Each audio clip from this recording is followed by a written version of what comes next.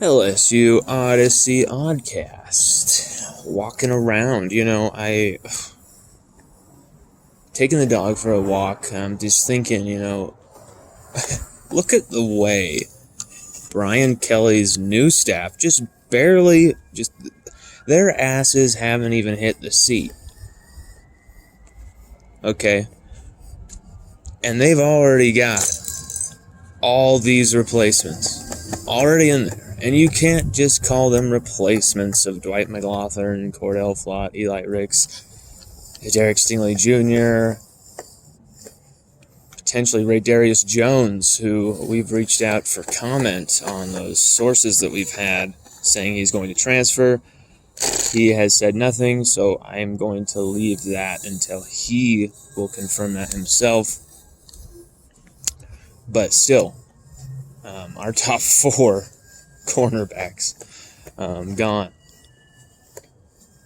And immediately, you see Mecky Garner's in there, already committed. Greg Brooks Jr. is all but in there. I am told he is as good of a lock. He's wanted to come to LSU all this time. He's got that extra eligibility. I believe he is on his way. That's Greg Brooks Jr. Another. Here's the thing. We are not only doing damage in the transfer portal, we're doing damage to an SEC West opponent, Arkansas. Joe Fauci, that safety coming in, who's just an unbelievable 4 years there at Arkansas. Okay? 4 years of just 3 years of 60-plus tackles. He had 87 tackles as a sophomore, this kid. I believe he has just the 1 year and then the extra COVID year of eligibility left. But at the same time, we're going after Louisiana natives, too. That's the thing here. A lot of guys, we're going after a lot of Billy Napier's former players. A lot of guys that Napier brought to ULL. And I think that's a really interesting plot there, because I think Kelly's figuring, these guys could be, going to Florida too. These guys could end up at Florida if they don't end up at LSU. Let's make this happen. And then you're seeing us, as I just said, raiding Arkansas. Potentially 3 DBs from Arkansas could be coming. It's a lot of quick work here from LSU's new staff. Hitting the ground running.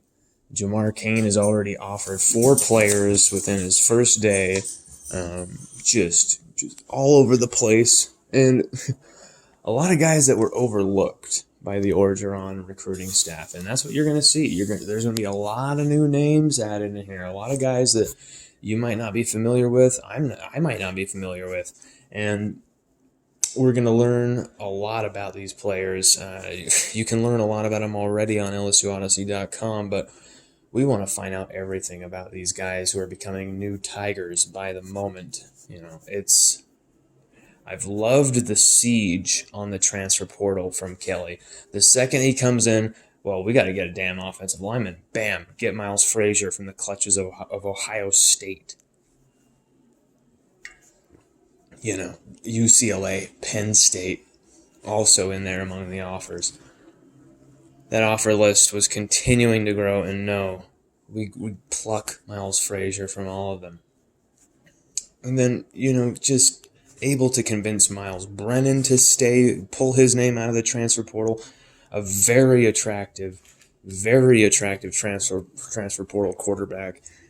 Possibly, behind Caleb Williams as the most sought-after transfer quarterback that's been in the portal this offseason. And that helps with the quarterback situation as well, because then he doesn't have to feel he has to force his hand and start Walker Howard as a freshman if he doesn't feel he's ready or doesn't want to. Because I think no matter what, Walker Howard will be ready to start for LSU year one. It's just what's the vision? What's the plan that Kelly has with Jamie and with Walker? And, it's just every need, every question is being answered right now by Kelly. And it's not... I know you're used to the Orgeron era. I know we got accustomed to this relaxed kind of, we'll kick their ass in time kind of casual nature with things. This is pedal to the metal, foot to the throat recruiting, where you're going to see LSU finally adopt a lot of the tactics that have won a lot of other programs national championships. Recruiting equals championships. Recruiting equals NFL talent.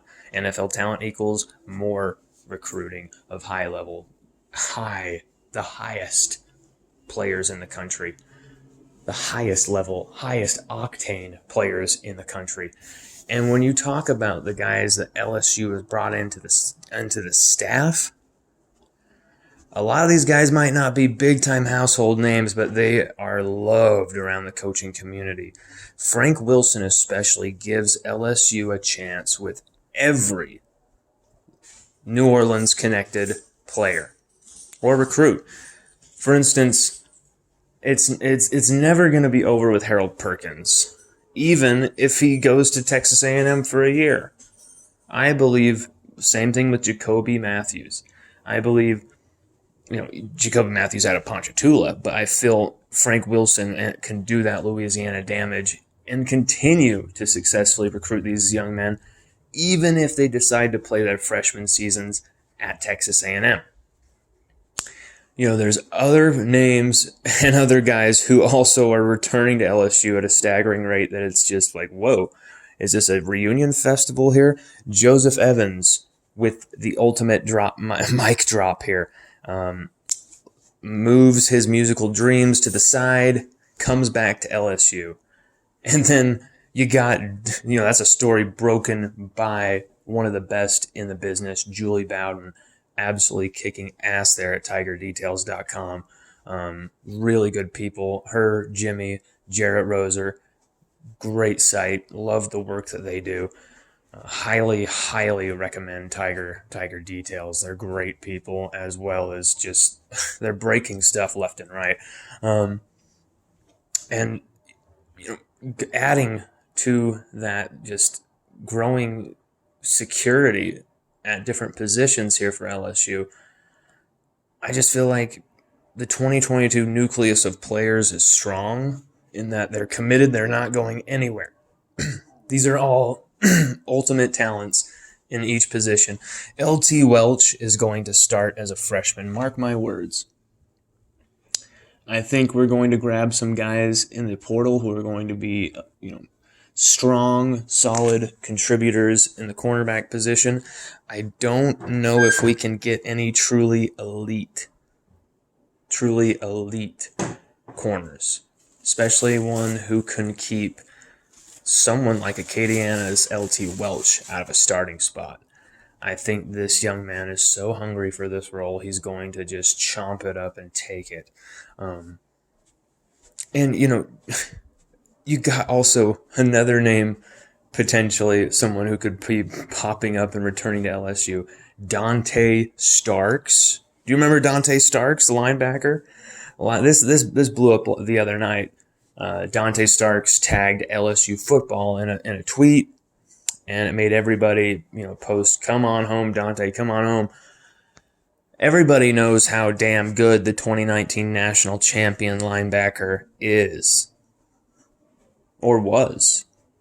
Can he replicate the abilities we saw? Not only in some few snaps as a freshman he had some really impressive few snaps in the 2019 season that were very intriguing. But it was mostly his tape that brought him to LSU that just popped, and you just thought this guy's going to be great one of these days, and it's probably going to be 2020 when he takes over at linebacker. We could have used him in 2020. Some stuff happened involving, some drugs. I'm not exactly sure. I'm not exactly sure what exactly happened with Dante Starks. I know drugs was brought up billions of times and from reliable people, reliable sources, but it doesn't really matter at this point. Dante Starks is there, he's available, and I think LSU should give him a chance because not only do we need the linebackers, we only had 4 on the scholarship going into that Texas Bowl.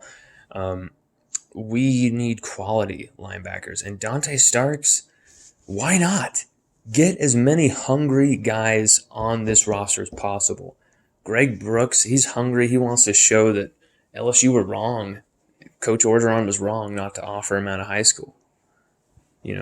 Ed Reed, he's in the portal now. He's someone LSU shunned. And, maybe after Monday, maybe he's making some movement. Ed Reed, that name kind of is familiar, isn't it? To another great LSU safety.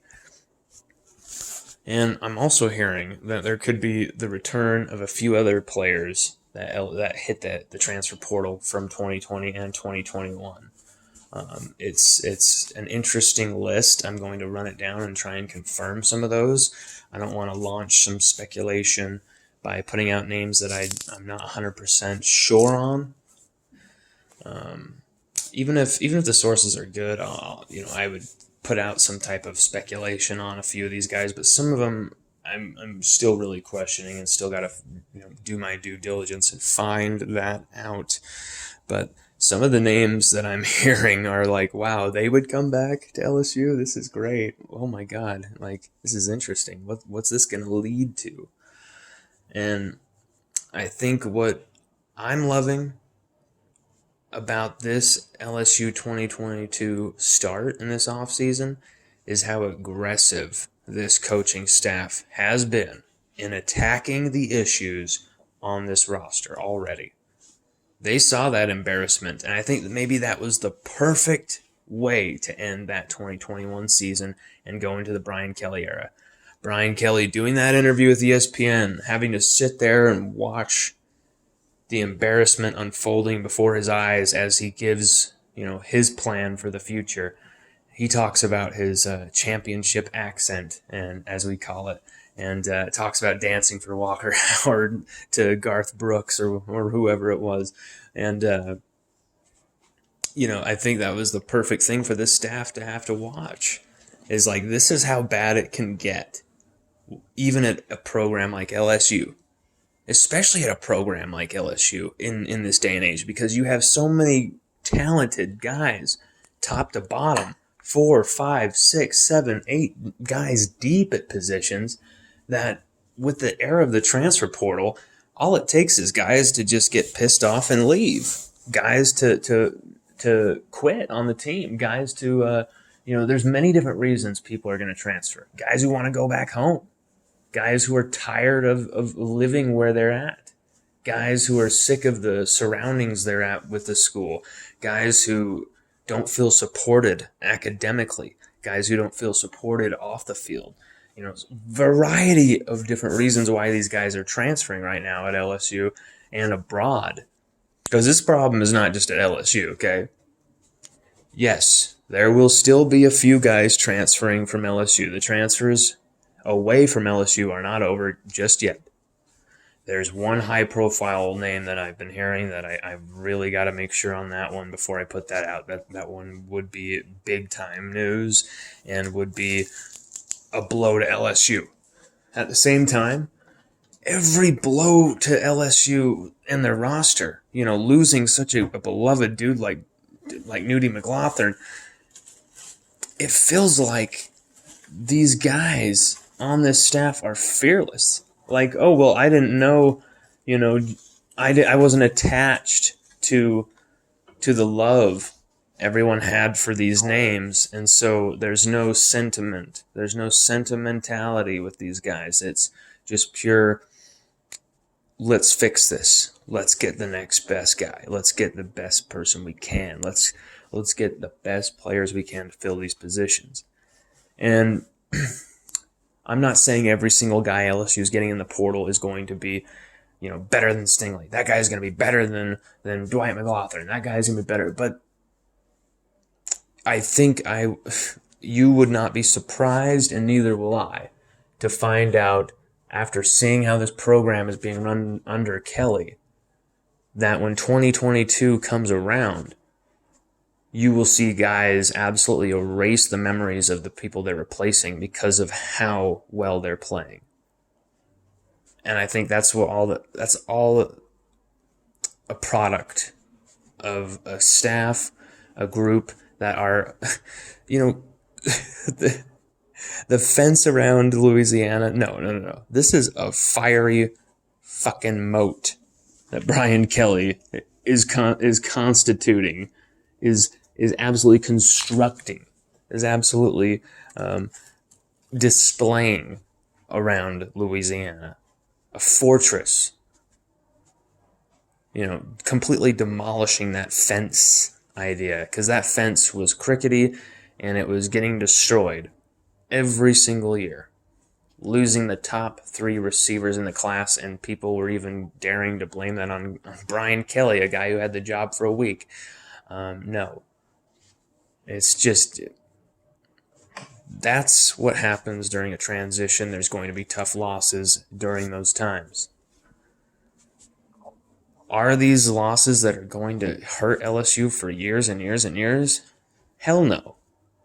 I'm telling you, when you replace people who want to be there, who want to be great in this new era, nothing to do with the past, and you're replacing guys who weren't hungry anymore, who were possibly jaded, faded, tired of the complete madness that had been LSU over the last 2 years, exhausted from it all, which is completely understandable.